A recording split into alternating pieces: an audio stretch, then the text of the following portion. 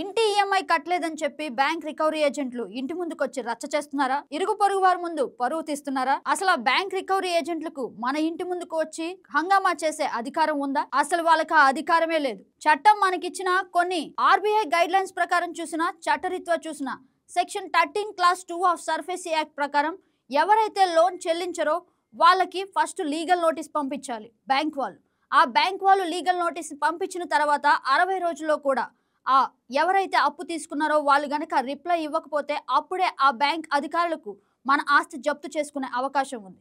అప్పటి వరకు ఆ 60 రోజుల్లోగా మన ఇంటి ముందుకు కానీ లేదా మన వాళ్ళతో కానీ మన చుట్టాలకి కానీ కాల్స్ చేసి అసభ్యంగా మాట్లాడే అవకాశం వాళ్ళకి లేదు. అలా చేస్తే అది చట్టరీత్యా నేరం. దానిని మీరు ఉపేక్షించకండి. ఆ రికవరీ ఏజెంట్లు అసలు ఏ బ్యాంక్ నుంచి వచ్చారు, వాళ్ళ పేరేంటి, వాళ్ళ అడ్రస్ ఏంటి అనేది కనుక్కోండి. ఎందుకంటే వాళ్ళ మీద బ్యాంకింగ్ అంబుడ్స్మెన్ లో కంప్లైంట్ చేయొచ్చు. ప్రతి బ్యాంక్ కి అంబుడ్స్మెన్ అనే ఒకటి ఉంటుంది. ఆ అంబుడ్స్మెన్ సైట్ లో మీరు లాగిన్ అయ్యి వాళ్ళకి కంప్లైంట్ చేయండి.